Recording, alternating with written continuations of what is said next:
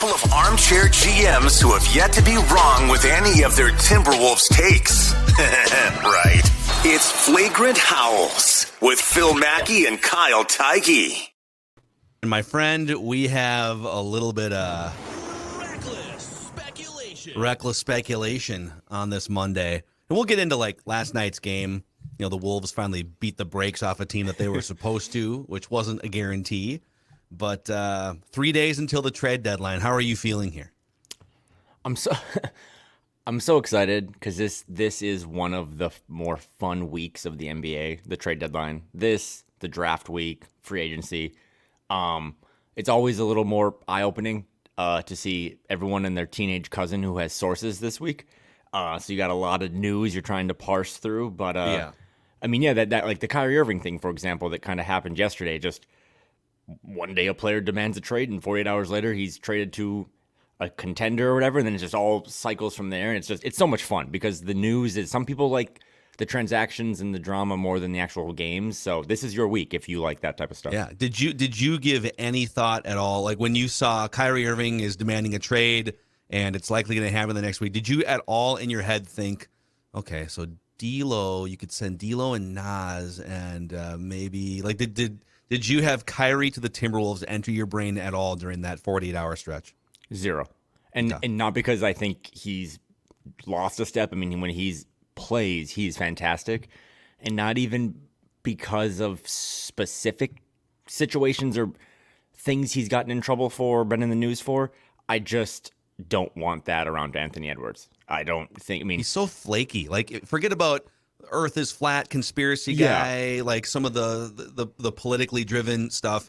He's just such a flighty, unreliable, flaky guy too, and has basically hit the nuke button on every team he's been a part of, literally going back to a championship contending team in Cleveland.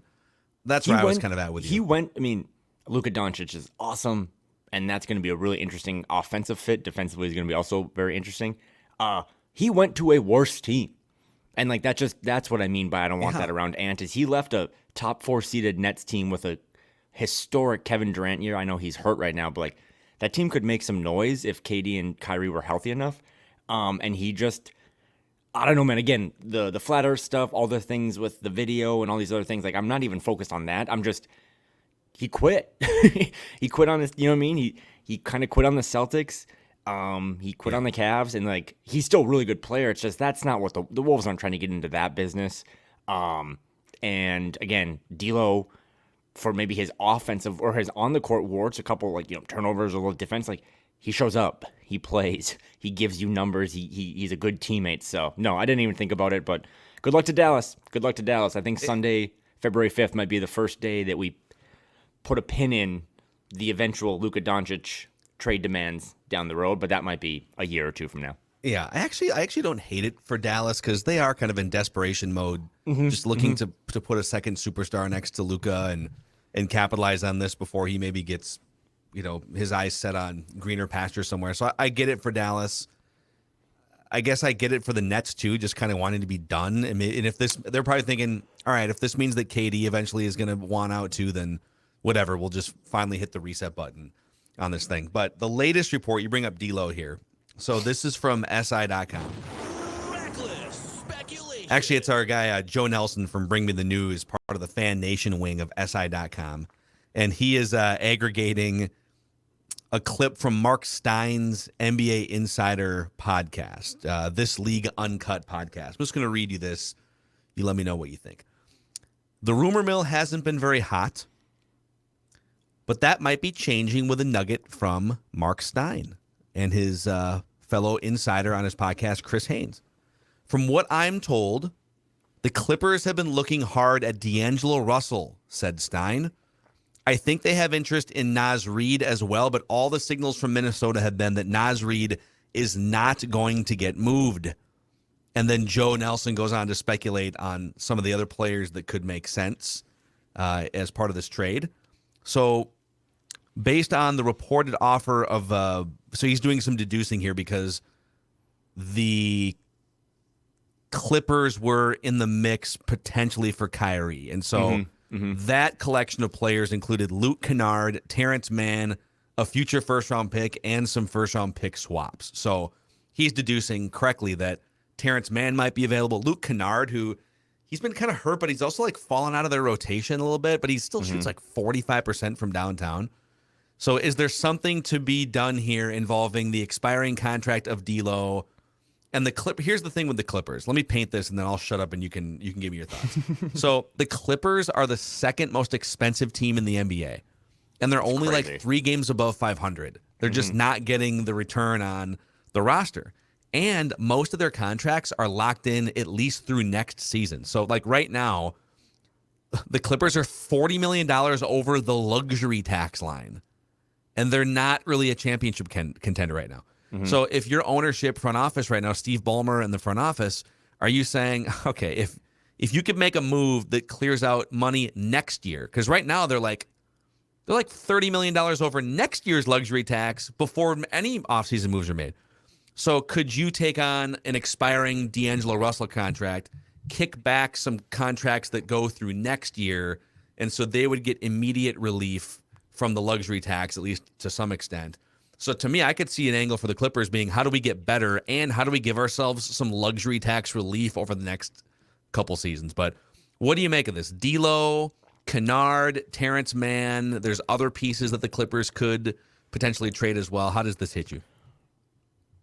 I'm sure the Clippers are interested, because not only some of the luxury tax stuff, the things you just outlined are so true, but I think Steve Ballmer's maybe one of the 2 or 3 guys in the league who doesn't care. I mean, he has shown an ability to just open paycheck or open checkbook, and like he's building that new stadium, I think all funded by himself. So, yeah, I think he doesn't care too much about that. But from a fit style, I think D'Angelo Russell would be awesome on the Clippers. They're not an extremely fast, high-paced team. Like Paul George and Kawhi aren't really like getting out in transition a lot. So you have a guy who's a little more methodical, running pick and roll, who can spread the floor.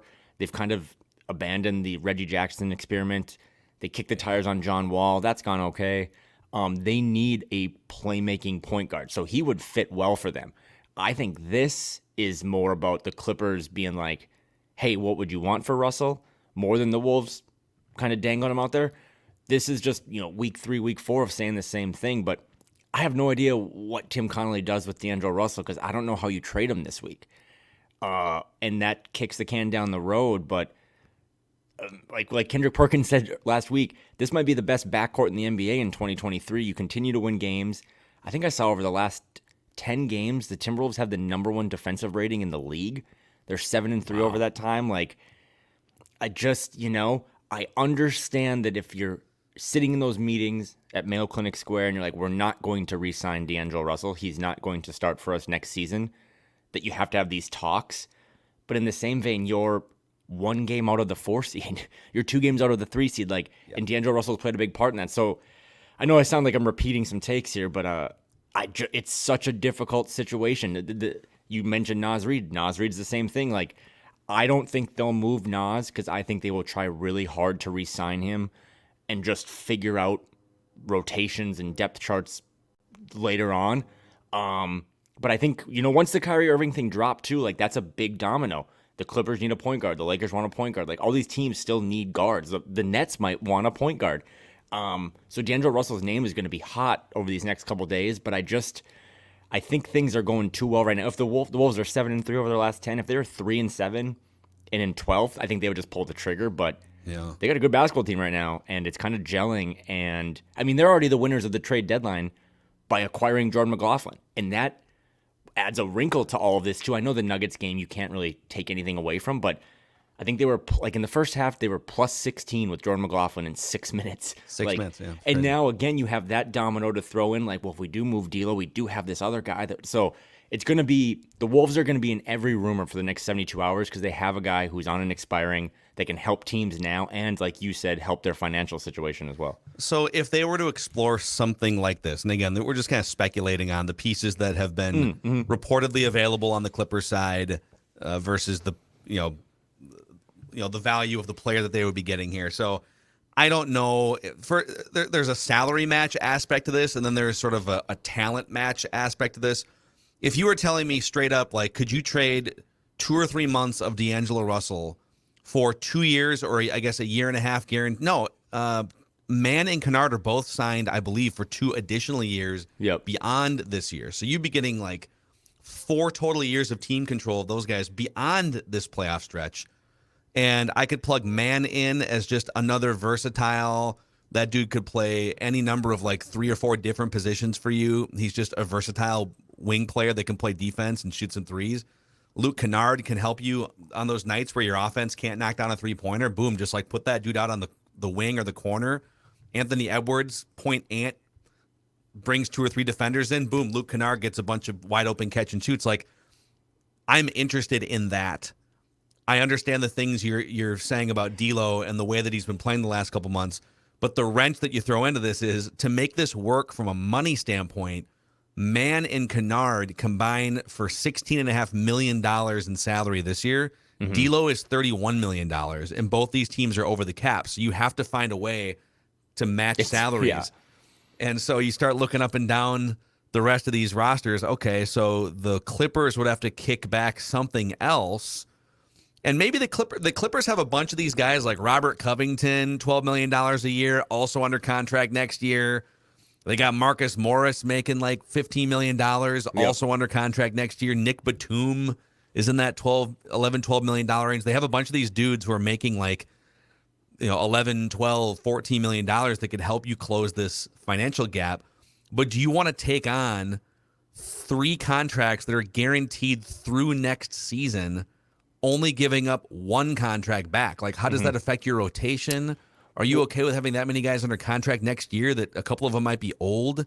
So I don't know how they even really do this unless you bring a third team in and kick Rocco over to a third team right, and get some other value back. Well, and again, the one if you trade D'Angelo Russell, the one hole this team has is at point guard because you're losing your point guard. So Terrence Mann, Luke Kennard, Robert Covington, whatever, those are all kind of those 2, 3, 4 wings. Yeah.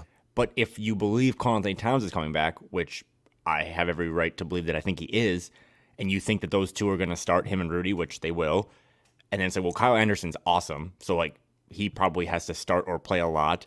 Jaden Ant, like I just TP, like if Jalen Noel's on, I just don't know where you find space. Like put it this way, if you did somehow trade D'Lo for those 3 guys, Covington, Kennard, Terrence Mann, 2 of them probably just get DNPs. Because you just literally don't have the minutes. Jaden has to play 35 minutes and has to play 35 minutes. So Kyle Anderson has to play. Has to play until his back gives out. So it's a weird situation where it's like if D'Lo, I guess we're all focused on these D'Lo trades to another team. My thought is if D'Lo gets traded, it has to be like a 3-team thing. It has to be where D'Lo goes there, a couple contracts go over there, and then the Wolves get. That's why the Kyle Lowry thing, even though Kyle Lowry is like to me completely done and cooked, he at least could play point guard. So if you just, I don't know. And I just don't think it's a time where you want to be like, okay, we're just going to make Ant the point guard. That seems aggressive.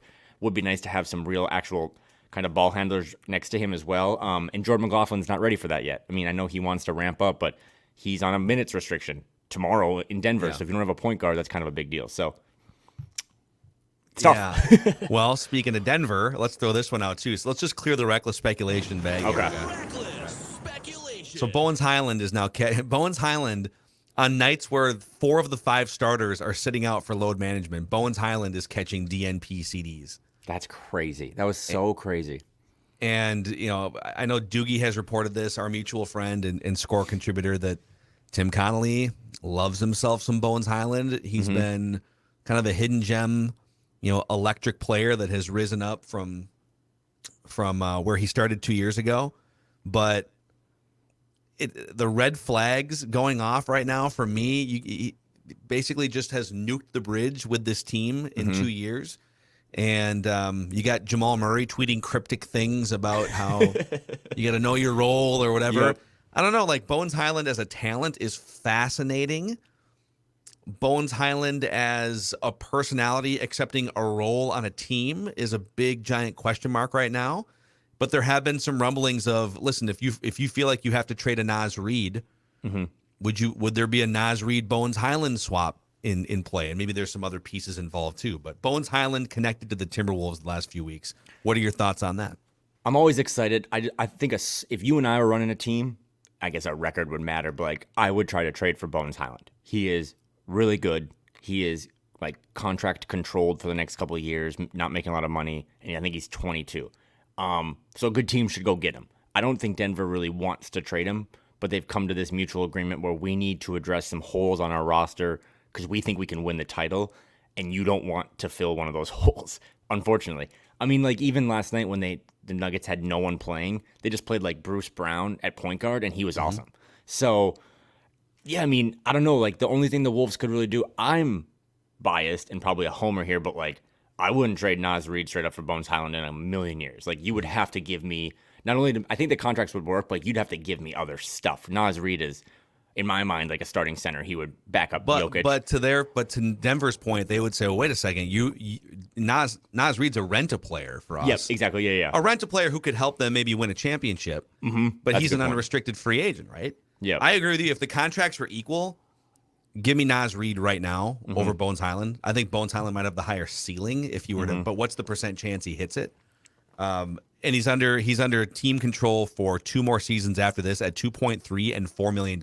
That's massive. That's the appealing thing, right? If you know that you can have strong contributors around all these expensive players the next 2 years that are only making $2.5, $3, $4 million and have that type of security locked in, that would be appealing to the Timberwolves. So I get that aspect of it. The Minnesota Timberwolves for 2 decades always had the easiest trade deadlines in my mind because they sucked. So then it's just like, let's just get rid of all the guys who aren't going to be here past July 1st and let's get some picks. You're in a real tough spot because you've put yourself in contender status or all-in status by getting Gobert. You're actually playing really well. But yeah, I mean, if they didn't care about anything and were just like, let's just do what's best long-term, they would probably trade D'Lo just because they want to figure out that salary slot or their long-term point guard. They would go get Bones.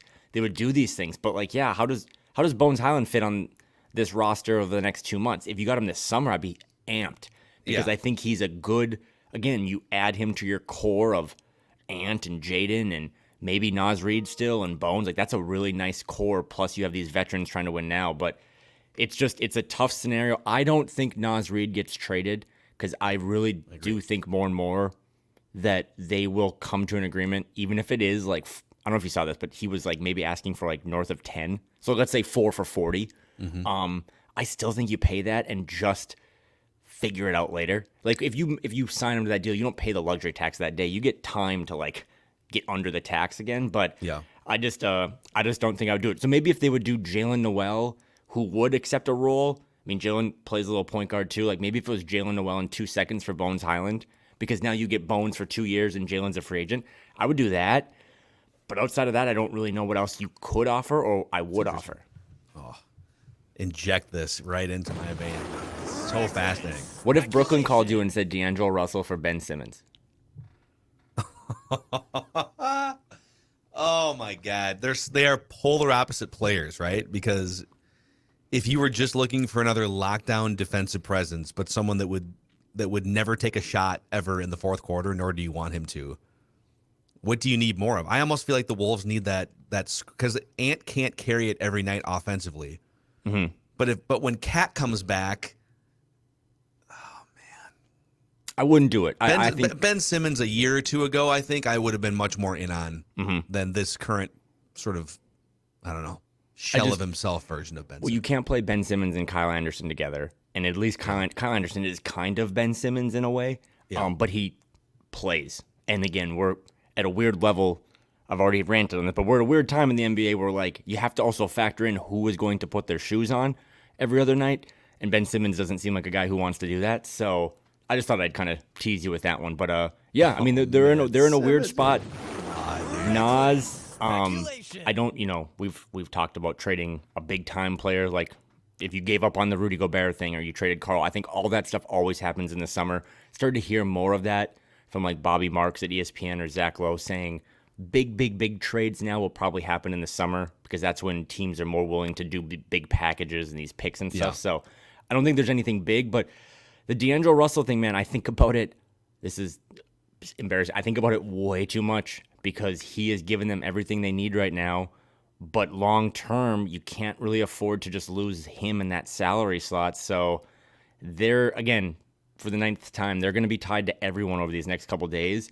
And teams that we're probably not even think of, right? Like, again, maybe Brooklyn, do they flip? Because the the Kyrie Irving trade hasn't been made official yet, so they could tie in like a third team. That's like a cool little nugget of how this all works. Like, would Brooklyn send Spencer Dinwiddie to Minnesota for Kyrie or for D'Angelo Russell and get, D'Angelo Russell's best year was in Brooklyn when they had one of their best years as well. So lots of moving pieces, lots of guys are going to be listed, but just don't trade Andres. That's I'm begging you, please just keep him figured out. I want to put my official take on the record here about Ben Simmons. So I thought when I was thinking about this, I thought his contract ran through next year. So I was thinking 2 years of Ben Simmons, like a year and a half of Ben Simmons, and then you kind of clear the decks because you're going to have to make room for the Anthony Edwards extension, the Jay McDaniels extension. Simmons' contract runs for 2 additional seasons beyond this year, and it peaks at $40 million in 2024-25. That's the year that right now the Timberwolves, with only 4 players accounted for, Gobert, Cat, Anthony Edwards, estimated first-year max, and then Jay McDaniels, $25 million on his next contract. That puts them $9 million over the salary cap, $20 million from the luxury tax, with, 8 to 10 additional roster spots to account for? Mm-hmm. Can you imagine plopping another $40 million on top of that for a guy who won't shoot 40 shots in a season? A one-way player. He's an excellent defensive player and remains an excellent defensive player, but you could not put him and Rudy on the same court at the same time. So that's my it'll be interesting to see what happens. I would imagine that any guy that is circled on your trade deadline list of maybe Nas, Jalen Noel, D'Angelo Russell, if those guys are still here past Thursday at 3 p.m. Eastern, it does increase their likelihood of also staying here long term, because I don't know, Tim Connolly did like a one-on-one with Chris Hine from the Star Tribune over the weekend, and I just, a lot of times those things Chris did a great job, but sometimes they don't really say things, and Chris had kind of asked him questions about D'Lo, and you got this really good point guard that's on an expiring contract and stuff, and what are you thinking long term? And he just kind of skirted the answer a little bit, like, I see him in the gym every day. He's working hard and he's giving us everything we need. But he didn't he was like, hey, would you keep this guy long term? He's like, Chris, long term's hard to define. What are we all going to be here long term? So how about beyond February 9th? Long term? Well, he'd be getting a check from you on Monday, so it'll be interesting. But yeah, I'd be shocked honestly at this point. I know the Jordan McLaughlin thing was like a joke, but that's a really big acquisition for them. Like they have a backup point guard now. I don't think it's any coincidence that Jalen Noel was immediately a plus 35 last night against the Nuggets. 16 points, 4 assists, 0 turnovers. Everyone just kind of finds their role now. So it's the unsexy thing, I know, but this might just be the roster that you wake up to on Friday morning. Yeah. Yeah, this is going to be fascinating to monitor here over the next few days. Speaking of Jordan McLaughlin, I think it's time for our Timberwolves stat porn segment of the week here, my friend. So Jordan McLaughlin, you already brought it up. He was a plus 16 in his first 6-minute stint last night. On the season, when Jordan McLaughlin is on the court versus off the court, the Timberwolves' net rating per 100 possessions is 17 points better when he is on the court. 17. He's a plus 17 points per 100 possessions net rating on the court versus off the court. And what's crazy is he's mostly playing with the second unit. Mm-hmm.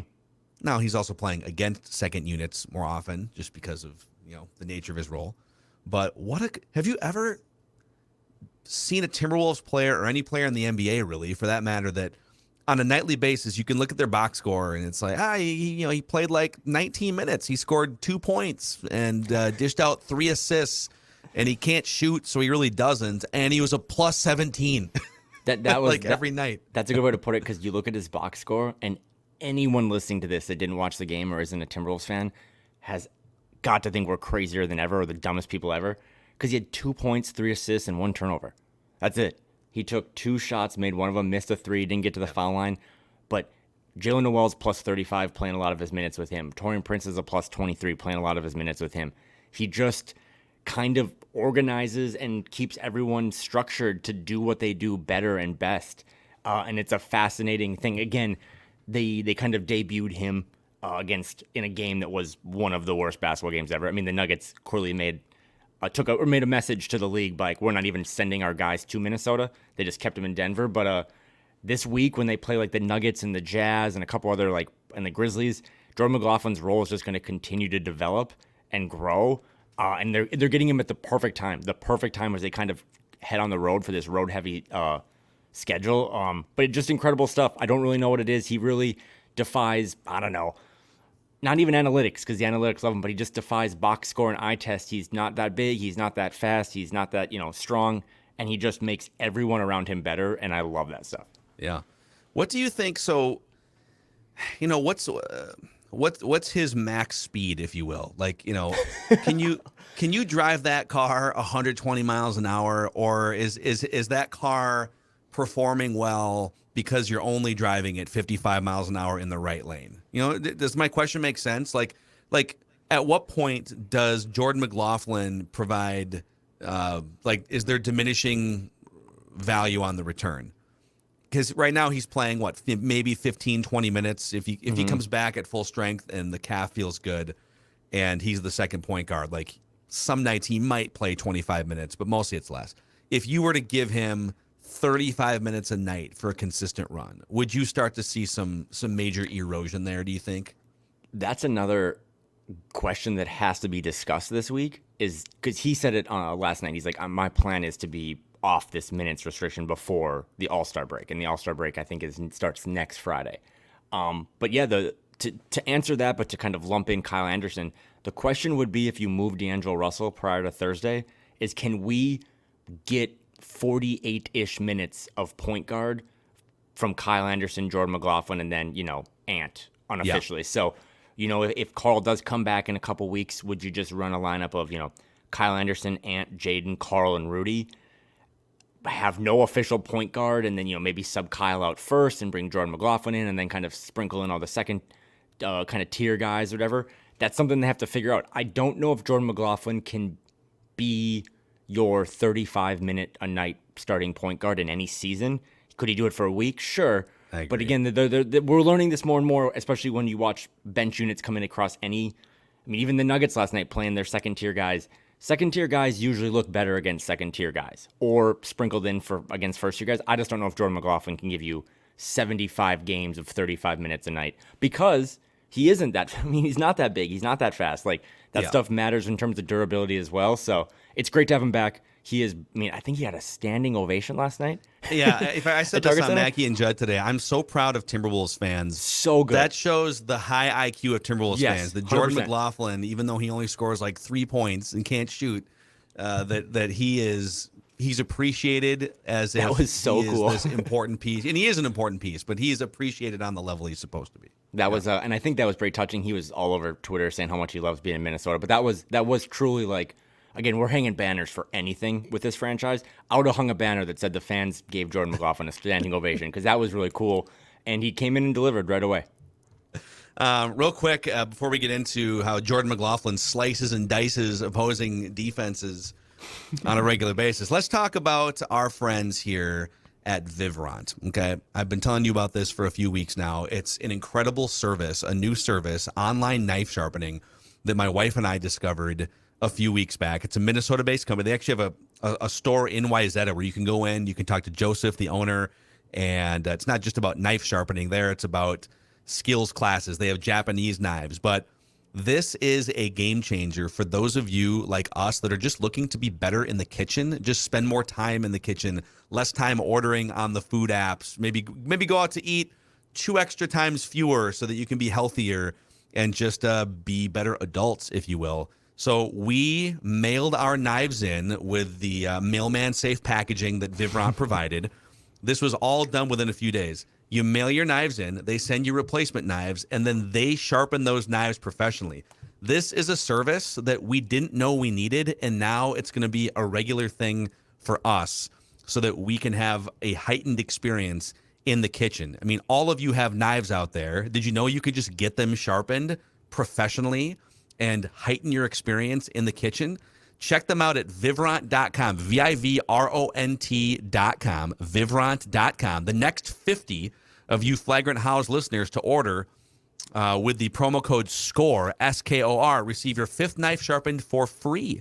And every order that Vivrant supports pays off school lunch account balances across our local schools. So Vivrant.com, support them, support us all in one, and get those knives sharpened. Kyle? Did you, I sent you that text, right, from the Basketball Reference graph again that posts all the faces and heads? Yes. Did you see my guy Jaden McDaniels just far upper right corner? That's again, if you go look on Basketball Reference Twitter page, they did this cool chart. Just basically said Jaden McDaniels is hands down the best wing defender in the league this year, and that's on top of last night, kind of a viral video going around where he locked down this dude for the Nuggets. I think it was, I can't remember who it was. It was maybe Conchar. It looked truly like if I was trying to dribble against Jaden. Yeah. Conchar couldn't go anywhere. 24 shot clock basically went off, and Jaden just put him in the gulags, basically. So, yes. I don't know. And there were some Denver fans or Denver media people that cover the team really well that last night was like, man, you know what the Nuggets need? They need a Jaden McDaniels. So it makes me feel better about all the picks that they sent out to keep Jaden, because he really is now. We'll talk about that after the deadline. He is all defensive team. Like, he is one of the 10 best defenders in the league. And God, man, if they would have sent him out but kept, I don't know, maybe 2 picks and a pick swap, they wouldn't have been made fun of nearly as much as they are now because of all the picks they gave out, but they would be so much worse without him. Oh, my God. Think about how bad you feel that they traded Walker Kessler, and he's this immediate beast, right? Mm-hmm. If you would have also, and you trade, Jared Vanderbilt, and if you had also traded Jaden McDaniels, it was a huge win. And some of these guys are still continuing. Well, I mean, we touched on this last week when you went on an excellent and epic rant about the national media coverage of this team. And it has continued over the weekend, too. And again, I really don't want to be like the Wolves victim fan guy. Yep. The Wolves generally have earned every ounce of negative coverage or critique that they have gotten the last 30 years. So the Wolves have brought it all upon themselves. But again, Bill Simmons put out his trade value rankings sometime in the last few days. Oh, yep. And he puts these all into categories. And the first name in the first category, which is the buyer's remorse trade value category, is Rudy Gobert. And it just goes on, the contract is genuinely, unequivocally offensive. He famously cannot survive certain playoff matchups. His Minnesota impact is shakier than we ever imagined, and yet they stupidly gave up everything for him. It's already one of the 21st century's worst sports trades. How could they trade him now? It's like watching a buddy splurge on a fancy pool table that doesn't quite fit in the room. It will immediately lose 76% of its value, and nobody will ever use it, et cetera, et cetera, et cetera, et cetera. Okay. The Timberwolves are 2 games out of the 3 seed in the Western Conference right now. And have the best defensive rating over the last 10 games. And if you take their defensive rating when Rudy Gobert is on the court and compare it to every team's defensive rating this season, it would be one of the 2 or 3 best defenses in the league.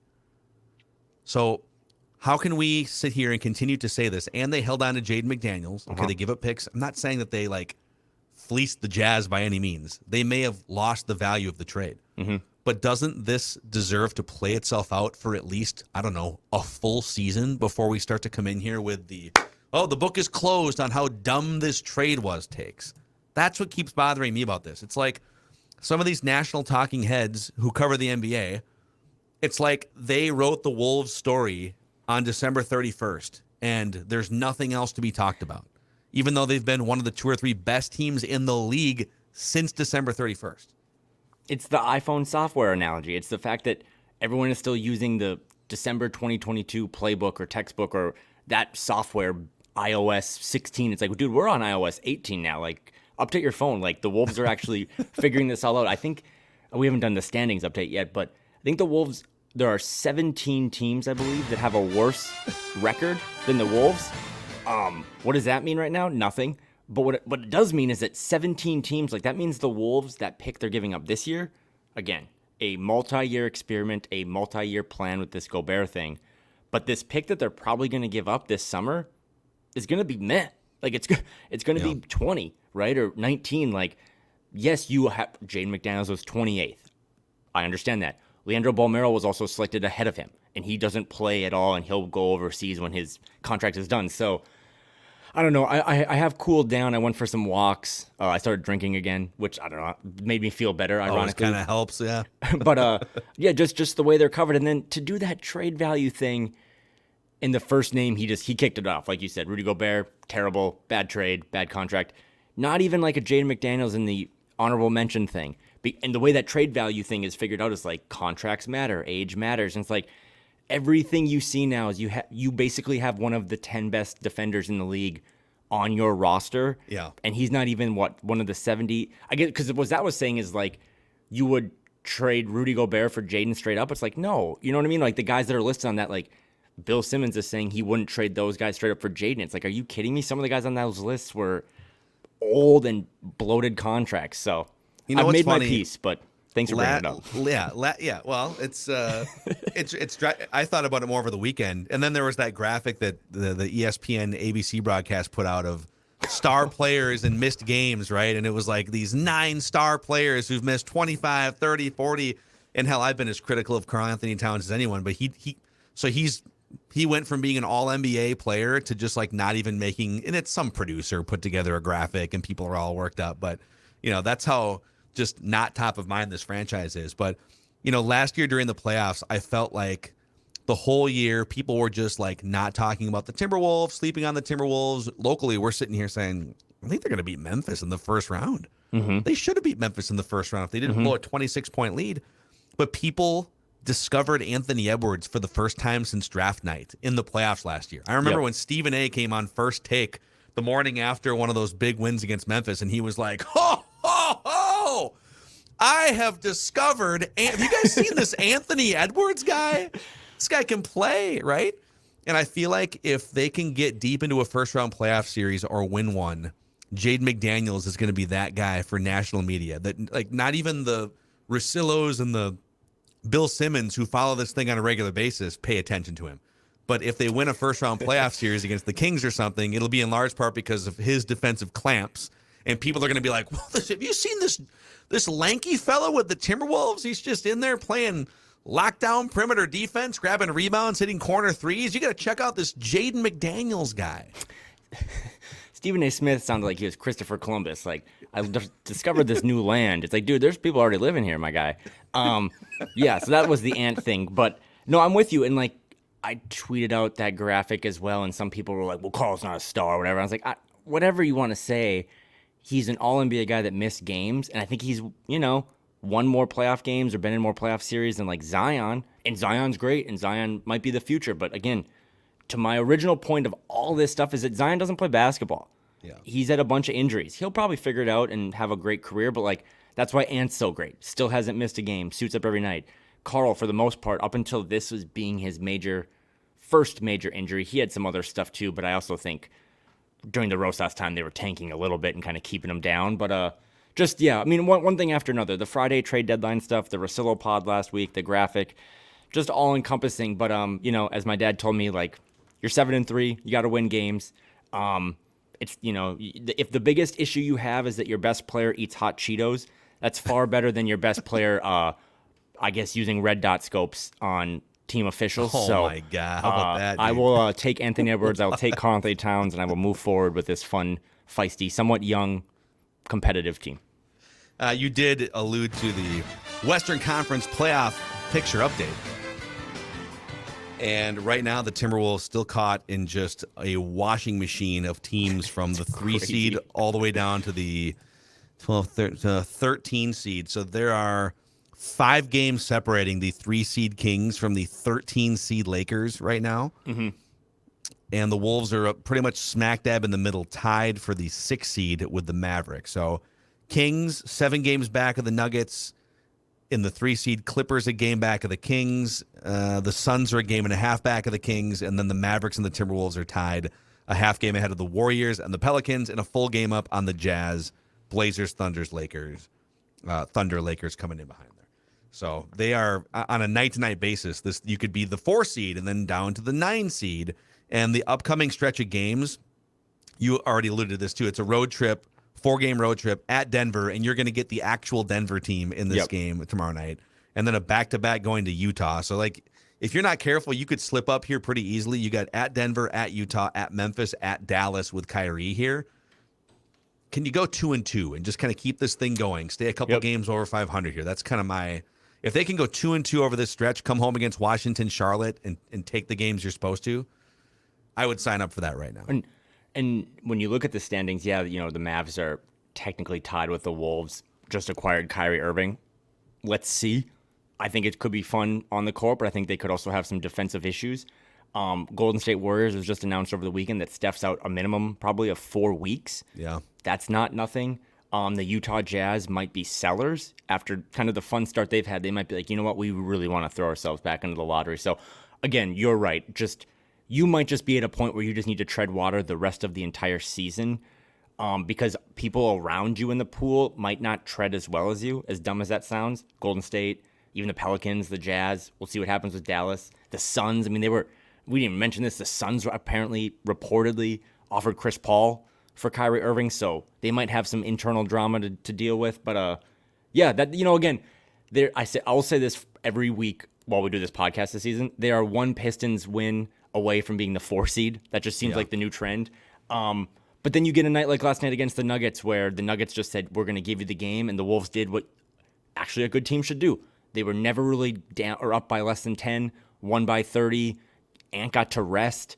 We got to see Josh Minot dunk for once. So I was super drunk off that. But they just did this next, I think it's 6 games until the trade or the All-Star break wraps up at home against the Wizards.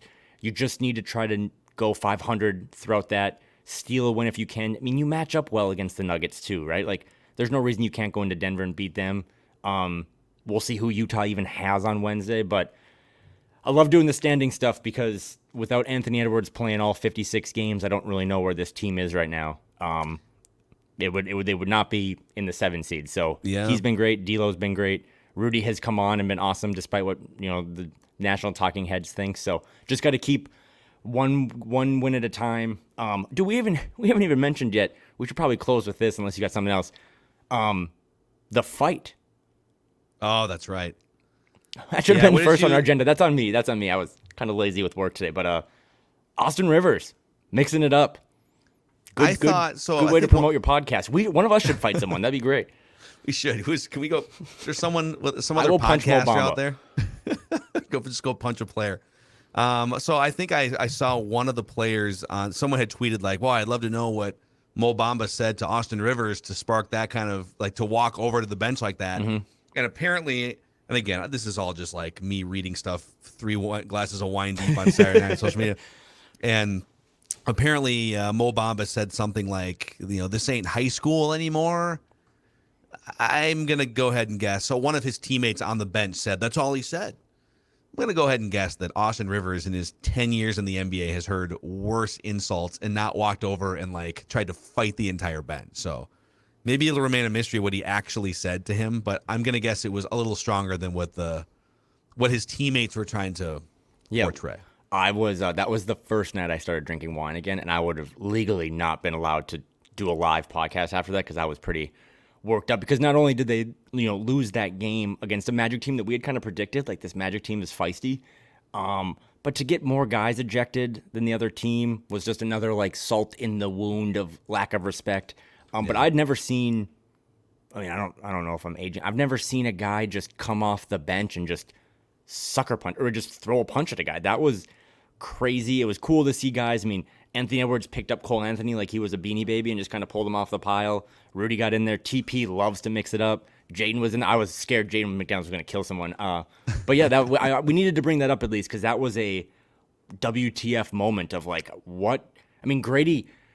Shout out to friend of the podcast, but Michael Grady just continues to be awesome in his rookie season with this Timberwolves team. But like the camera no one even brought this up, by the way, since that happened. The Wolves had one of the 5 most embarrassing turnovers of all time. Rudy had like gotten the ball, couldn't get it to a guard, dribbles one step up, turns and bounce passes it to Anthony Edwards between Ant's legs, out of bounds. Everyone's like, "Oh my God, what are you doing?" And then Grady's like, "Fight!" And all of a sudden the camera turns and Austin Rivers is under 9 guys. So that was a cool moment. Austin, I think, has 2 more games on his suspension, but they could use him back as well in this point guard mix. But I just had to get your thoughts on it because that was crazy. I've never seen that before. Yeah, I mean, sometimes I think No one actually wants to fight. Well, but there Mo has to Bamba, be history there or something. Like I don't buy that it was just some innocuous comment, because you hear these guys make comments to each other all the time. I want to know what was actually said. Otherwise, it's hard to judge. But yeah, I mean, Austin Rivers just stepped up to literally the whole team with no backup. So I guess that shows you maybe in some way this can bring everyone together and like, all right, well, listen, when it was the Magic, and it was a terrible loss, really. So it was a terrible loss. In Austin, I didn't know guys that got ejected would do post-game media. He went 15 minutes deep after the game and like answered a lot of questions. I thought he handled himself pretty well because he talked about right away, he's like, I'm embarrassed. Like, I let my team down. I'm probably the reason we lost. I don't know if that's true. But yeah, it was a weird situation. You don't really see that type of stuff happen. And you get concerned all the time when Jaden's on the bottom of a pile or Ant's in there. But yeah, I don't know. I always love it because I know these guys don't actually want to fight. I guess Mo Bamba did run behind the hallway, like looking for some smoke. But it was just a cool moment to see those guys kind of all gel. Because from what I had heard, like after the locker room, like they were mad that people got ejected, but they kind of did have each other's back. So whether it be the players only meeting or, the Sheck West Mo Bamba fight, having those little moments maybe are something you look back on down the road. You know it has a little extra feel though when the guy goes into the tunnel afterwards looking for more smoke. There's got to be a little more history there than. Well, in the way Target Center's like there's two entrances to the quarter and they just both circle back. If you've ever been in the hallway, like the Wolves locker room and the opposing locker room are essentially right next to each other. Yeah. Some other arenas have them kind of in different chunks of the arena. They're right next to each other. So if Austin goes that way and Mo Bamba goes that way, it's a horse track basically. Like, you're going to meet back up at one point. So would have been great to have a camera back there. But yeah, those guys don't want to fight. I just never seen someone come off the bench and just take a massive swing at someone. Usually if you're fighting, you're playing. But the Malice at the Palace, you had some guys from the crowd coming in and sucker punching players and vice versa. That was unprecedented. One more schedule note, too. Yeah. Oh, go ahead. I was going to say, it was one of the best 30 for 30s and all that stuff. Like the Malice at the Palace stuff I can't get enough of that because that was old school. I'm dating myself again, but like that was like pre-social media or like. It was like MySpace and it was right around the time where you had Facebook maybe, but only like colleges in the Northeast with college logins had. Yeah. So it was like early social media. Playing Call of Duty in my parents' basement, like turned over to Sports Center and like they had it. I mean, they were taking it very seriously. It was a very serious moment in time, but I remember just like I couldn't get enough of that coverage because you got more and more, and like you didn't have behind the scenes, you didn't have people going on IG, but crazy moment, and the 30 for 30 was great. But tell me your schedule thing. I remember watching it with my college roommates in our U of M apartment, just being like, "What the hell is?" We were like rubbing our eyes, like, "Are they? What is happening right now? Is that Turtle from fighting Entourage? a fan?" Yeah. So this is one thing to note that's definitely of consequence. So the Timberwolves play only 9 home games the rest of the season. Between now and April 9th, they play only 9 home games. They play 9 home games, 17 road games. On the season, the Wolves are 9-15 on the road. So if they were to sort of match the record that they have to this point on the road, they would win maybe 9 or 10 games the rest of the season. Actually, I take that back because they would win 2/3 of their home games. So let's say they would go 6 and if they play the same pace, they'd go 6-3 at home, and then they would go of the 17 on the road. Let's call it 6-11, something like that. They'd win 12 games the rest of the way, which would put them exactly 500, 41-41. Mm-hmm. So I think they're going to have to win more than that to avoid the play-in cluster bleep. So I guess my point is they don't play very many home games the rest of the way. A lot of the road games they do play are against some of the best teams in the NBA and the Western Conference. They need to be better than they have been so far on the road if they want to stay out of the play-in fray. Something to watch. Yep. No, and looking ahead at the schedule, I've started to learn now, like a month ago, I would have been like, oh my God, they have 2 more Golden State games. Those could be brutal. Well, at least one of them won't have Steph. You never know, like Brooklyn's on the schedule. They don't have Kyrie. You don't know if Toronto's going to burn it down. They do end with like a San Antonio, Brooklyn, Portland, Lakers thing. So yeah, it's not going to get easier. Like there's no point where, going back to the treading water thing, you're going to be in the 3-foot section of the pool. You're going to have to continue to kick and win as many games as possible. I think, I'll just say it right now, jinx it, whatever. Like I don't think there's any fear of falling out of the top 10 for good. because you're going to see a couple teams maybe become secret sellers here prior Yeah. to Thursday. But every win matters. And even if you do play a Nuggets team that sat all their guys, taking care of business. You don't have a lot of take care of business games anymore, but the Wizards are one. I think the Hornets are on the schedule. That's one. Like, you do need to. There cannot be any more Pistons games. There can be no more Rockets games. You have to beat all of the inferior opponents just to kind of keep competitive in this crazy, crazy West. Yeah. There it is. Another That's it. episode of Flagrant Howls. Very therapeutic at times, very speculative at times. Here, let us know in the YouTube comment section, or just hit us up on Twitter too. Does that Clippers trade scenario, I know it wasn't very specific, but does that interest you at all? Is there something there, or would you just ride out D'Lo's hot hand and figure it out in the offseason? Let us know, and please click the like button and the subscribe button to help spread the word on this YouTube channel, Score North YouTube channel. And if you could, too, one more request, a 5-star rating and a positive review on Apple Podcasts on Flagrant Howls. Help spread the word even further about this community of crazy Wolves fans. So, all right, my friend, we'll do it again later on this week. And safe travels. We'll probably, my guess is we'll probably just wait till after the trade deadline and hit you guys up. Maybe later on that day or something. You and I will figure out a schedule that works here, because I'm also going to be making a trek to Minneapolis on Friday. So we'll see. We'll figure it out. Maybe you can do the next episode from my parents' basement. Yeah. Stop in Grand Forks. Yeah, no, we'll do some post-trade deadline stuff. You're going to see the Wolves very active in the next 72 hours, and then we'll kind of react to all of it. And then all of a sudden you pivot right back into playoff basketball for 2 months, trying to, head above water, stay in the standings, all that stuff. So it's a really exciting time to be following this team. Let's get it. All right, he's Kyle. I'm Phil. Thanks for hanging out with us on your favorite Timberwolves lifestyle podcast, Flagrant Howls.